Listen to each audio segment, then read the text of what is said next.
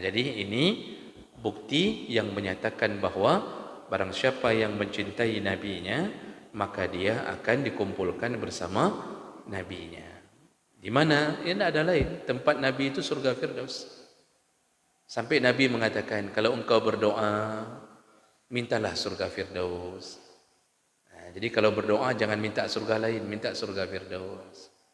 Jadi jangan tahan-tahan kalau doa. Jadi jangan bilang sama Allah, ya Allah, yang penting masuk surga, ya Allah. Surga apa aja pun boleh. Jangan begitu, kata Nabi, kalau minta, mintalah surga. Jadi kita angan-angan ini untuk masuk surga, itu memang Allah yang suruh. Allah mengatakan, wasari'u ila maghfiratin min rabbikum wa jannah. Bersegeralah memohon ampunan dan bersegeralah untuk memohon surga. Jadi memang disuruh mencapai surga, disuruh berharap-harap surga.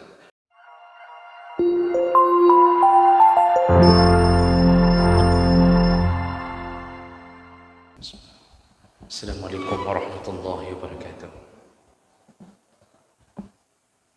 Alhamdulillahi rabbil alamin. Wassalatu wassalamu ala nabiyyina al-Mustafa Muhammadin wa ala alihi wa ashabihi ajma'in. Amma ba'd. Rabbi shrah li sadri wa yassir li amri wa hlul 'uqdatam min lisani yafqahu qawli. Segala puji bagi Allah, kemudian salawat dan salam pada Rasulullah, pada keluarga dan seluruh sahabat-sahabatnya. Ya Allah muliakan insyaAllah Bapak-bapak, ibu-ibu, jamaah salat duhur yang datang karena Allah. Mudah-mudahan Allah mengumpulkan kita kembali di dalam surganya. Amin ya rabbal alamin. Bapak ibu yang Allah muliakan, selama Ramadan ini insyaallah dalam 4 pertemuan kita akan membahas tentang amalan-amalan yang menjadi penyebab bisa berkumpul dengan Nabi di dalam satu surga. Artinya kalaupun kita ditakdirkan masuk surga, tapi bagi mereka yang melakukan amalan-amalan ini, maka surganya adalah surga Firdaus bersama Nabi sallallahu alaihi wasallam. Makanya kita perlu mengetahui amalan apa saja yang disebutkan oleh Allah dan Nabi yang dijamin akan bersama Nabi sampai ke surganya. Surga itu ada 8 pintu utama. Jadi yang kita baca dalam Al-Quran, Jannatu Adan, Jannatul Ma'wa, Jannatul Na'im. Dan pintu yang paling tinggi adalah Jannatul Firdaus. Itu pintu utamanya. Sedangkan pintu-pintu di dalamnya itu disesuaikan dengan mayoritas amalan. Makanya para ulama menyebutkan di setiap pintu surga itu tersedia pintu-pintu sesuai dengan amal. Ada pintu berbakti kepada orang tua, ada babus sadaqah, pintu bagi mereka yang ahli sadaqah, kemudian pintu bagi mereka yang suka memaafkan kesalahan orang, pintu bagi mereka yang suka berpuasa, pintu bagi mereka yang ahli qiyamul lail.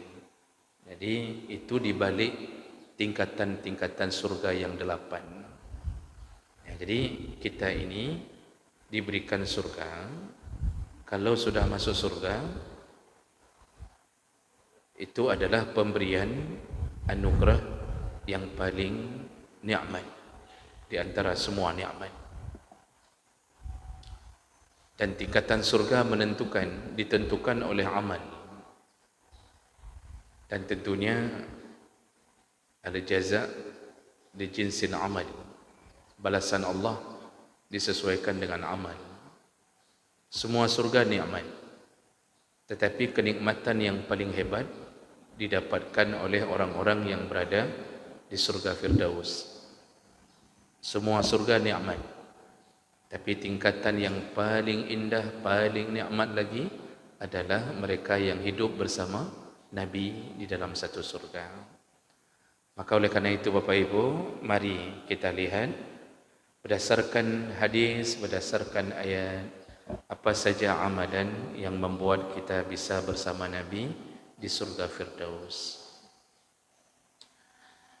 Baik, yang pertama yaitu yang akan bersama Nabi di dalam surga Firdaus orang-orang yang sangat mencintai Nabi-Nya sallallahu alaihi wasallam. Rasulullah sallallahu alaihi wasallam menyebutkan, la yu'minu ahadukum, tidak akan sempurna iman salah seorang di antara kalian, hatta akuna ahabba ilaihi, sampai aku lebih dicintainya, min walidihi, daripada dia mencintai orang tuanya, wa waladihi, dan juga daripada dia mencintai anaknya. Jadi kita ini disuruh mencintai orang tua, dan kita ini wajib mencintai anak. Malah kalau tidak ada sifat mencintai orang tua, tidak ada sifat mencintai anak, kita termasuk orang-orang yang terlaknat. Pada suatu hari Rasulullah sedang duduk dengan sahabat, lalu kemudian datang Hasan Husain. Rasulullah mencium Hasan Husain, cucunya. Lalu rupanya ada salah seorang sahabat di saat itu, salah seorang Arab Badui, begitu melihat Rasulullah mencium cucunya. Dia jarang melihat di masa jahiliyah ada orang tua mencium anak laki-lakinya, karena dianggap itu hal yang aneh, karena orang jahiliyah ini punya karakter yang keras. Jadi kalau anak laki-laki itu ya harus kuat, harus bisa menunggang kuda, harus bisa berkelahi. Jadi bukan diperlakukan seperti anak perempuan dicium-cium, tidak begitu. Jadi waktu Nabi mencium cucunya terasa aneh. Lalu dia mengatakan, indi asyratu aulad, aku punya 10 orang anak. Lam uqabbilhu ahadan, tidak pernah aku cium satu orang pun. Maksudnya dia ingin menyindir Nabi. Dia ingin mengatakan, "Bopo cium-cium mana? Anak mupu cium-cium mana? Tu apa cium-cium mana? Saya punya anak 10 orang, hantong kucu mesti ropi." Di situ Nabi mengatakan, setelah mendengar sindiran dari orang ini, Rasulullah mengatakan, "Man la yarham la yurham." Barang siapa yang tidak menyayangi, maka tidak akan disayangi. Maksud Nabi, siapa yang hari ini tidak mencintai, tidak menyayangi anaknya, tunggu, dia tidak akan dicintai oleh anaknya. Maka hari ini kalau ada di antara kita bapak-bapak yang kerja kita memukul anak, mengusir anak, ya, pokoknya kita tidak simpan rasa cinta kita kepada dia. Kalau kita pukul karena agama itu cinta, tapi tidak, ini kita kadang-kadang membuat dia terlantar. Kita pergi tanpa memberi nafkah, kita tinggalkan anak kita dengan istri yang telah kita ceraikan, tidak ada nafkah, tidak ada apa-apa. Akhirnya istri kita terpaksa jualan lontong untuk menghidupi anak kita. Kita sudah pergi ke Malaysia, tidak pernah kita kirimkan nafkah, bahkan kita sudah kahwin dengan Kak Ros di Malaysia. Bapak kenal Kak Ros, kakaknya Ipin Upin, kan belum kahwin tu. Jadi kita lupakan anak-anak kita. Bisa bayangkan sakitnya perasaan anak-anak kita. Mereka benci ayahnya. Makanya ketika orang-orang yang membenci anaknya, di saat dia tua, di saat dia tergeletak di rumah sakit, anaknya berlomba-lomba menjauhkan diri dari pintu rumah sakit. Si abang bilang sama adik, "Kajakkah mentang, pergi kamu aja." abang sedang sibuk ni. Adik pun mengatakan, alah malaslah. Nanti waktu kita dekati dia, dia marahi kita. Jadi benci itu membuat kita yang cebok, kita pun tak ada. Kita setruk, anak tidak mau pegang satu orang pun. Kita terluka, malah mereka bersenang hati. Mereka teringat ketika mereka diusir, ketika mereka dipukul, ditendang, diikat di batang pohon, lalu diletakkan madu, lalu kemudian datang semut. Sedikit masalah, tampar. Ini membekas di hati mereka. Jadi apa yang mau kita bilang ini? Ternyata mencintai anak, menyayangi anak bahagian daripada sunnah Nabi. Namun ingat, Nabi mengatakan, kalau berhadapan dengan urusan Nabi, kalau berhadapan dengan urusan permintaan Nabi, berhadapan dengan urusan perintah dan larangan Nabi, maka cinta anak harus dinomor duakan. Lebih pilih cinta Nabi daripada cinta anak. Itu baru sempurna iman. Ternyata sebahagian orang hari ini tak bisa membuktikan cintanya.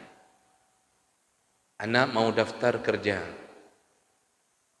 Ternyata setelah lulus tes tulisan disyaratkan memberi uang rokok atau uang kopi.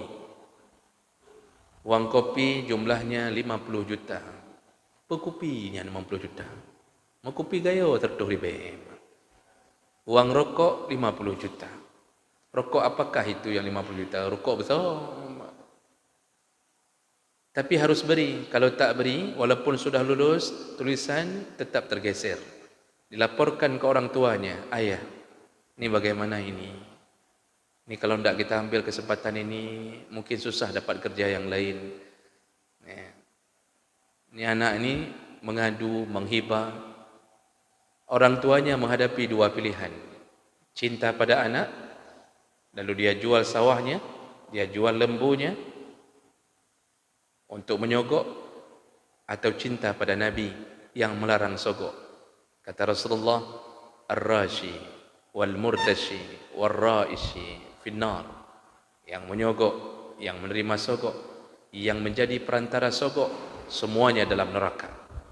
Kata Rasulullah, la'ana Rasulullah ar-rashi wal murtashi. Terlaknatlah orang yang menyogok, terlaknat yang menyogok dan yang menerima sogok. Dihadapkan dua pilihan, cinta anak, sogok. Cinta Nabi, dia tidak akan menyogok. Banyak ternyata yang memilih cinta anak, sogok. Maka semua penyogok-penyogok itu terlaknat. Semua. Yang menerima sogok juga terlaknat. Dan ternyata kita tak bisa membuktikan cinta kita kepada Nabi. Berarti iman kita bermasalah. Tidak akan bisa menempati surga Firdaus bersama Nabi SAW. Ini yang harus difikirkan. Sudah berapa banyak pekerjaan kita yang kita mendahulukan cinta pada manusia daripada cinta pada orang tua. Rasulullah melarang, bahkan mengatakan haram mencium bau surga. Haram masuk surga. Jangankan masuk surga, mencium bau surga pun haram. Kepada siapa? Yaitu perempuan-perempuan yang berjalan, yang memakai pakaian tetapi telanjang. Nisaun kasiyatun ariyat. Lalu yang kedua, perempuan-perempuan yang berjalan sambil berlenggak-lenggok. Mumilatun ma'ilat. Lalu kepada perempuan yang memakai wara'a wa ala ru'usihinna ka'asnimatil bukhtil ma'ilah. Di atas kepala mereka ada punuk unta yang miring, yaitu yang dimaksud adalah sanggul di atas ubun-ubunnya. Haram semuanya. Jangankan masuk surga, mencium bau surga pun tak boleh. Tak akan sampai ke pintu surga. Tapi apa yang kita lakukan hari ini? Ketika istri kita bersolek dengan pakaian ketat, lalu istri kita mengatakan, bang, Boleh ya sekali-sekali ya kayak gini ya. Kan tidak enak tuh sama ibu-ibu yang lain. Ibu-ibu yang lain semuanya nampak ramping-ramping. Masa saya waktu acara dewi-dewi saya pakai jilbab besar? Masa saya pakai baju besar? Ya boleh ya bang. Si abang memilih pilih istri atau pilih Nabi. Nabi melarang, bahkan sanggul di atas kepala pun dilarang. Kalau di belakang tak apa-apa. Ya. Tapi suaminya akhirnya mengalahkan cintanya pada Nabi, lalu dia membuktikan cintanya pada istrinya. Kata suaminya, ya nak apa-apalah, sesekali ya, besok jangan ulang lagi ya. Sekali itu dibebaskan istrinya memakai baju ketat. Ternyata berulang-ulang sampai timbul kebanggaan di dalam dirinya. Lihat istriku, istri kalian bisa begini. Lihat istriku, begitu langsingnya, begitu rampingnya. Dia bangga. Dia bawa jalan-jalan istrinya dengan memakai baju ketat. Padahal Nabi sudah melarangnya. Lalu kemudian dia mengatakan di mana-mana, long cinta ke Nabi, cinta tak ke Nabi. Bohong. Buktinya imanmu tak bisa membuktikan cintamu pada Nabi sallallahu alaihi wasallam. Makanya orang yang begini, walaupun nama selawat 20,000 yang satu surga dengan Nabi tak akan. Kalau urusan berhadapan dengan pilihan Nabi atau permintaan manusia, kita lebih memilih permintaan manusia. Jangan harap bisa masuk surga dan bersama Nabi sallallahu alaihi wasallam. Jadi cinta ini betul-betul cinta yang diiringi dengan pembuktian. Dalam hadis dari Anas bin Malik radhiyallahu anhu, anna rajulan sa'ala an-nabi sallallahu alaihi wasallam anis sa'ah. Anas bin Malik menceritakan, ada seseorang ketika Nabi sedang bermajlis, sedang duduk dengan semua sahabat seperti begini. Lalu orang itu bertanya kepada Nabi sallallahu alaihi wasallam. Yang dia tanya adalah faqal mata as-sa'ah ya Rasulullah, kapan kiamat? Ya Rasulullah, kapan datangnya kiamat itu kapan? Qala, Rasulullah menjawab, wa maza a'dadta laha? Yang Rasulullah jawab adalah, apa yang kamu persiapkan untuk kiamat? Jadi Nabi ingin kasih tahu, tidak penting tanggal kiamat, tidak penting kapan datangnya kiamat. Yang penting engkau sudah bersiap-siap sejauh mana untuk mempersiapkan hari-hari setelah kiamat. Makanya Nabi tanya, apa yang kau persiapkan sehingga engkau bertanya tentang kiamat? Nabi tidak jawab kapan, Nabi jawab persiapannya. Qala, lalu orang ini berkata, la syai'a illa anni uhibbullah wa rasuluhu sallallahu alaihi wasallam. Ya Rasulullah, aku tidak punya persiapan banyak, tapi aku punya satu, yaitu aku sangat mencintai Allah dan Rasulnya. Jadi dia mengatakan, ya Rasulullah, persiapanku yang lain mungkin tidak banyak. Mungkin yang dia maksud, mungkin aku tak banyak tahajud, mungkin aku tak banyak puasa Senin Kamis, tapi aku begitu mencintai Allah dan Rasulnya. Lalu kemudian Rasulullah menjawab, anta ma'aman ahbabta. Ketahuilah, engkau akan dikumpulkan bersama orang yang engkau cintai. Jadi jawaban sahabat ini keluar dari sanubari yang paling dalam, aku mencintaimu ya Rasulullah.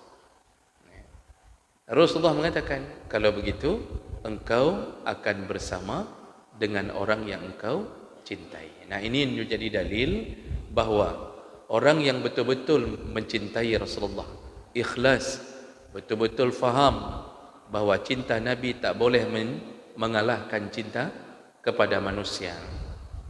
Kalau orang sudah sampai pada level ini, maka dia meninggalnya dipastikan dia akan dikumpulkan bersama Nabi di dalam surga Firdaus.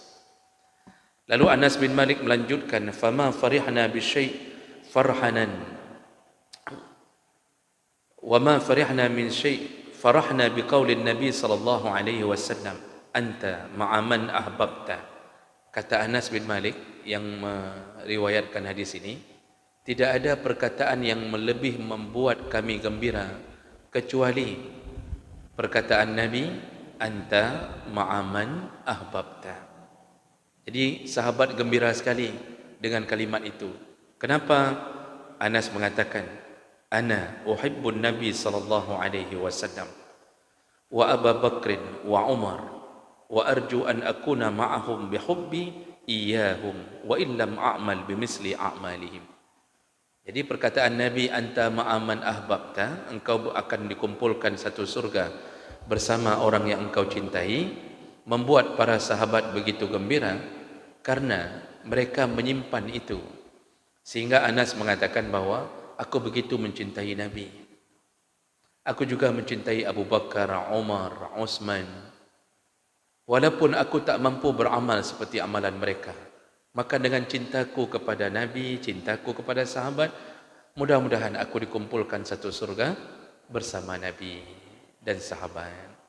Nah, jadi ini bukti yang menyatakan bahawa barang siapa yang mencintai Nabi-Nya, maka dia akan dikumpulkan bersama Nabi-Nya. Di mana? Ya, tidak ada lain. Tempat Nabi itu surga Firdaus. Sampai Nabi mengatakan, kalau engkau berdoa, mintalah surga Firdaus. Nah, jadi kalau berdoa jangan minta surga lain, minta surga Firdaus. Jadi jangan tahan-tahan kalau doa. Jadi jangan bilang sama Allah, ya Allah, yang penting masuk surga, ya Allah. Surga apa aja pun boleh. Jangan begitu, kata Nabi, kalau mintalah surga Firdaus. Jadi kita angan-angan ini untuk masuk surga, itu memang Allah yang suruh. Allah mengatakan wasari'u ila maghfiratin min rabbikum wa jannah. Bersegeralah memohon ampunan dan bersegeralah untuk memohon surga. Jadi memang disuruh mencapai surga, disuruh berharap-harap surga. Dan kalau minta surga tertinggi. Ini jangan seperti tidak niat. Ini kita hari ini bahas bagaimana supaya bisa satu surga bersama Nabi. Nanti ketika ada orang yang mendengarkan pengajian ini mengatakan, alah yang penting kita mau surga mendengar kaji, alhamdulillah. Ana mau pupi tak laki surga bersama Nabi. Kita mau surga mendengar alhamdulillah. Itu belum tentu masuk surga itu yang begitu itu. Berarti dia tidak merencanakan untuk benar-benar ingin masuk surga bersama Nabi-Nya. Dia tidak kuat, tidak ada azam untuk masuk surga. Inilah model-model tipe-tipe orang yang kadang-kadang antara surga dan neraka. Jadi bahasanya lah kita mau dah kaji. Kita mau sebelah haki pi kaji sih daripada hana tamat kali. Ini model-model orang yang tipikal orang-orang yang tak suka Allah memuliakannya dengan surga. Baik. Ini golongan pertama yang masuk surga, yang mencintai Nabi-Nya. Nah, tapi perlu pembuktian.